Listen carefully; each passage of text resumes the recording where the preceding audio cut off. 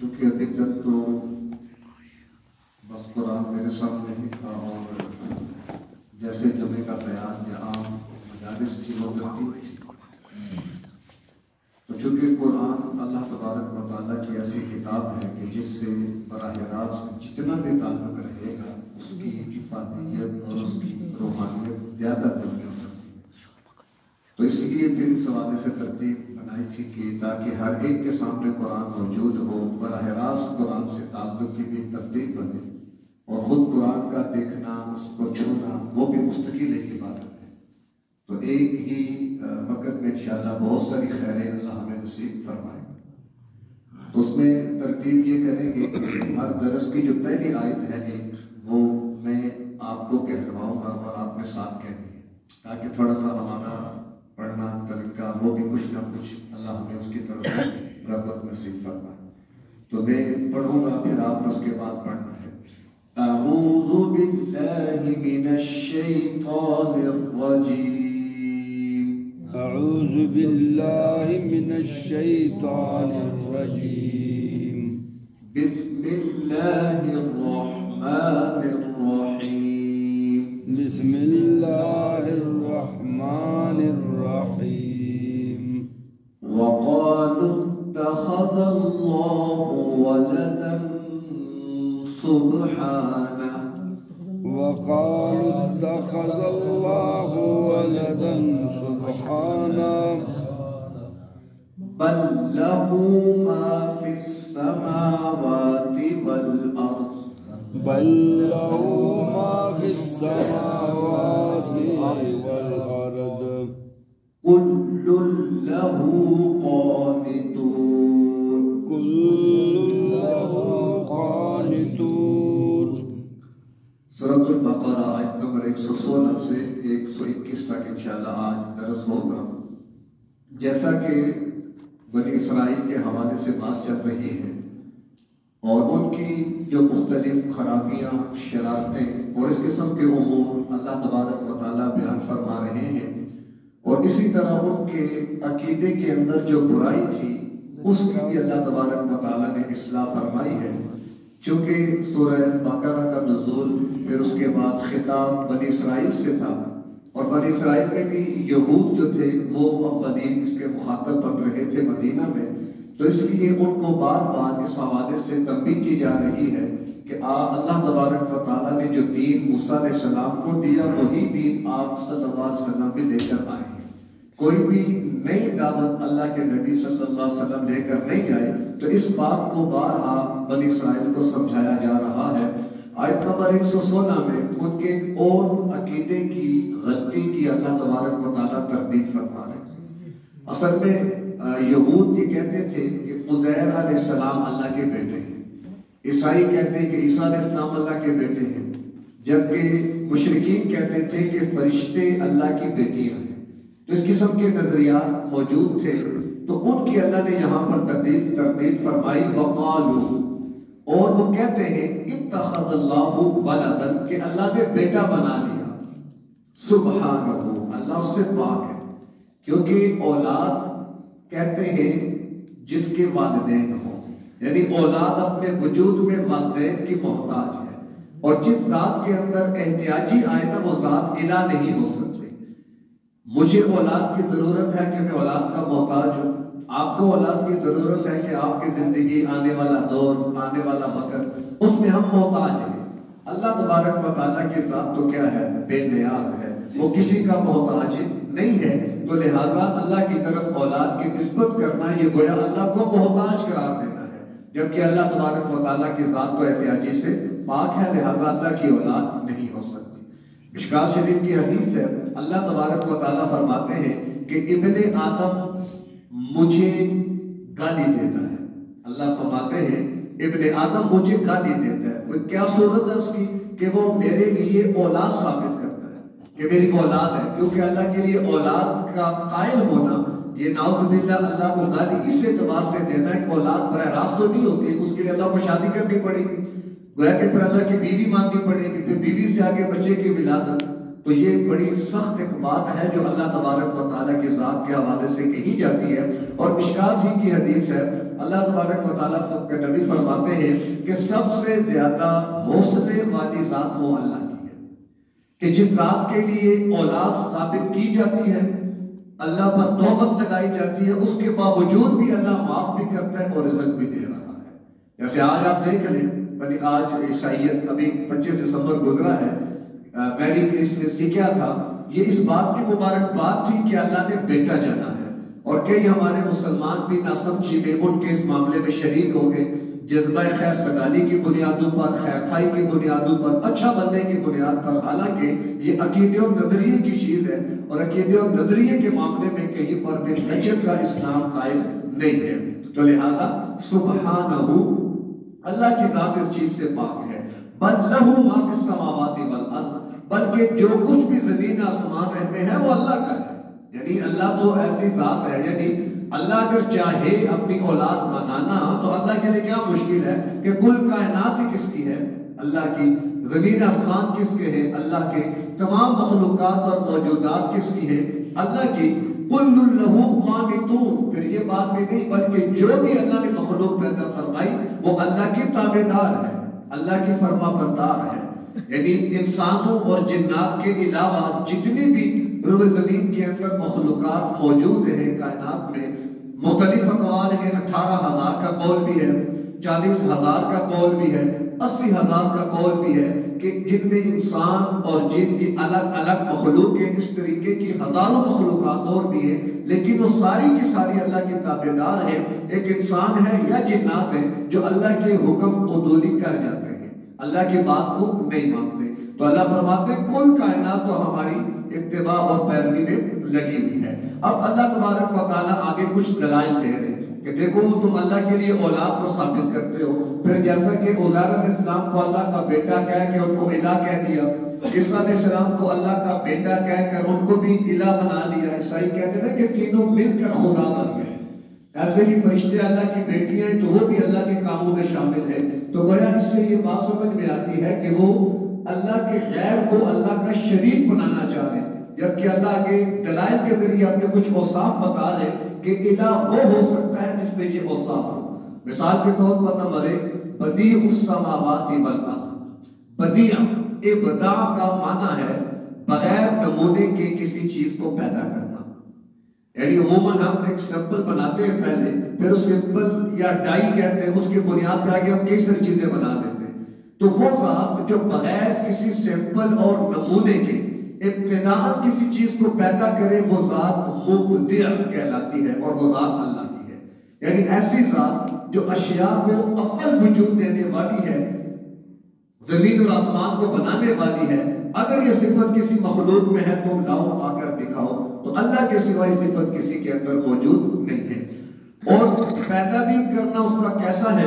وَإِذَا قَضَىٰ أَمْرًا، جب وہ ارادہ کرتا ہے کسی معاملے کا، فَإِنَّمَا يَقُولُ لَهُ كُن، تو اس کی تخلیق کیا ہے کہ وہ فرما دیتا ہے ہو جا، کن کا مطلب ہو جا، فَيَقُون، پس وہ ہو جاتا ہے۔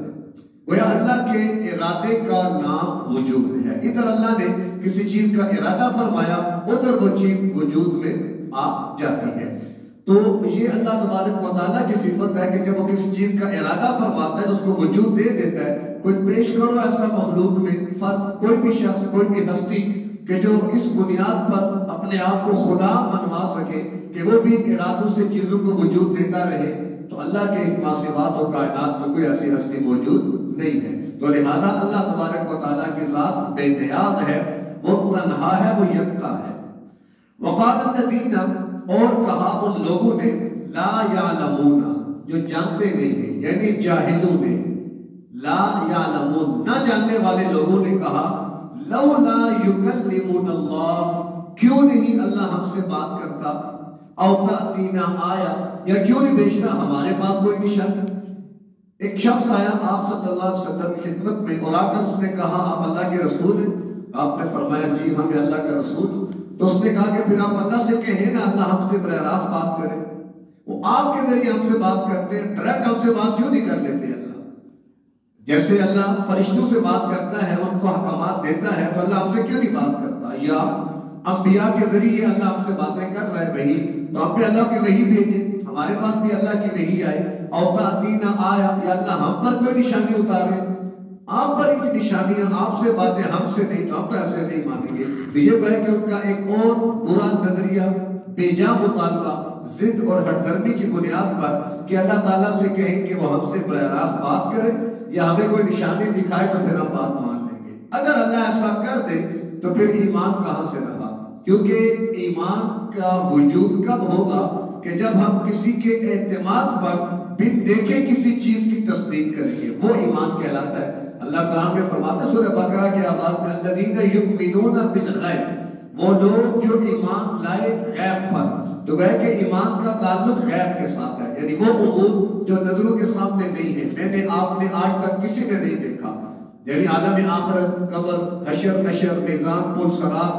اب اللہ تبارک و تعالیٰ کی ذات کس نے دیکھی؟ تو کسی کی ذات پر اعتماد کرتے ہوئے ان دیکھی چیزوں کو مان لینا، اس چیز کا نام ایمان ہے. تو اگر اللہ خود کلام کر لے یا اللہ براہ راست ہر ایک پر نشانی بھیج دے، پھر ایمان پر تو وجود ہی ختم ہو جائے گا، اور دنیا جو دارالامتحان ہے اس میں امتحان کا تصور ہی ختم ہو جائے گا.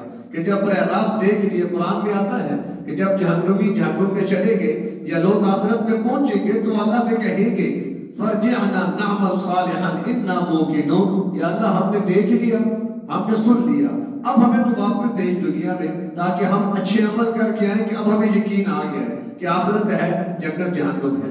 اس وقت وہ دیکھ کر وہ بھی اس بات کا بار بار مطالبہ کریں گے یا اللہ ہمیں دوبارہ بھیج دنیا میں تاکہ ہم اچھے عمل کر کے آئیں. لیکن اللہ فرمائے گا نہیں، کیونکہ امتحان کے بعد کامیابی تھی نا، تو دیکھ لینے کے بعد تو امتحان نہ رہا. تو اس لیے اللہ تبارک و تعالیٰ کی حکمت کے خلاف ہے یہ چیز کہ اللہ امور غیبیہ کو عام لوگوں پر واضح فرما دے، پھر اس سے ایمان کا مطالبہ بھی کرے. ایک صورت. دوسری صورت یہ ہے کہ اگر ان کے مطالبے پر اللہ کوئی معجزہ دکھا دے تو پھر معجزے کے بعد امت کے پاس وقت نہیں بچتا. آپشن دو ہوتے ہیں، اب یا تو مان لو، نہیں مانو گے تو عذاب کے لیے تیار ہو جاؤ.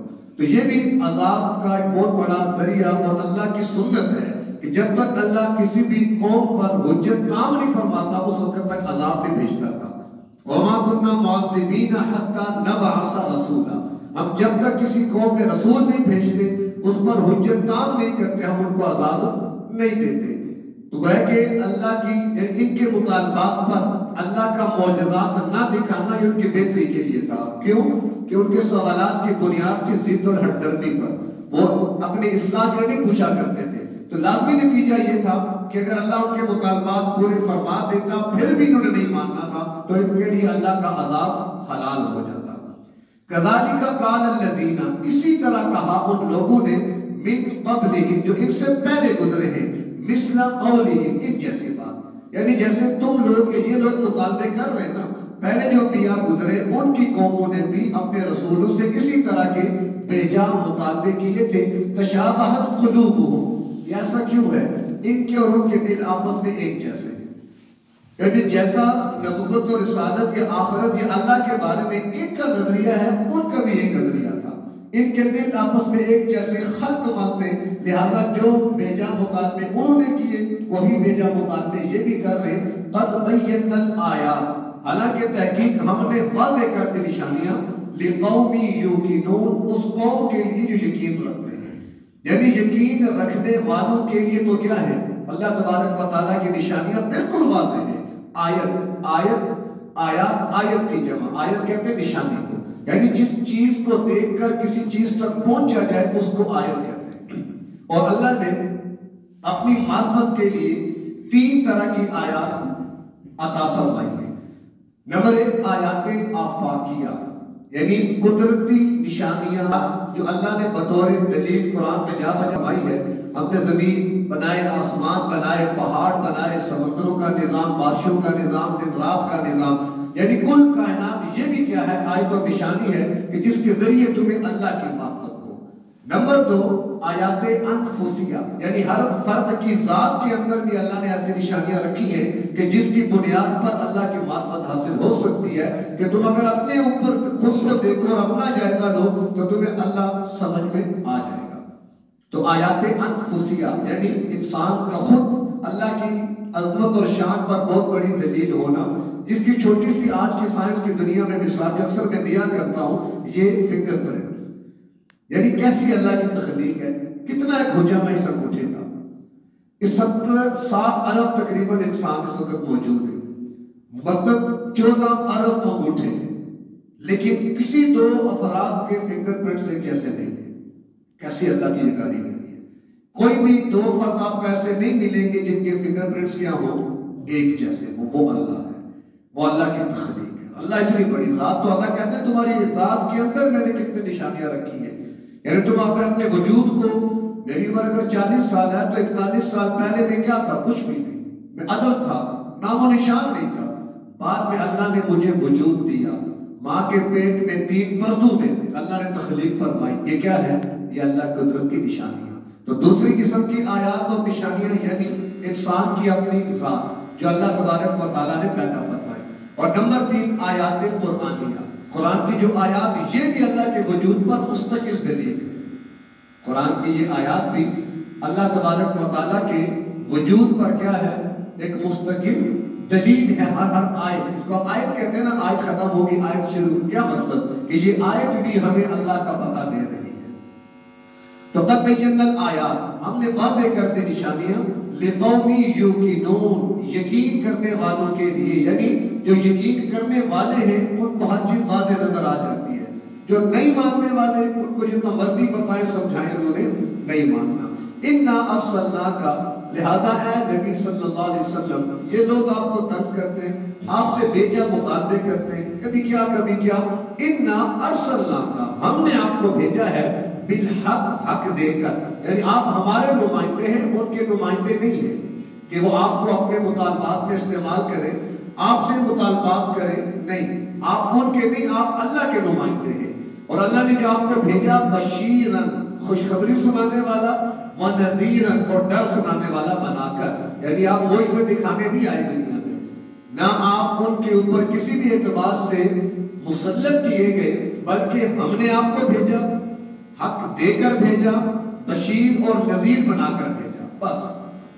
بشیر کو بشارت دینے والا، خوشخبری سنانے والا، نذیر انذار سے ہے، ڈرانے والا، اور یہ ڈرانا ایسا جو شفقت و محبت کی بنیاد پر ہو، یہ مطلب ہے نذیر، یعنی جیسے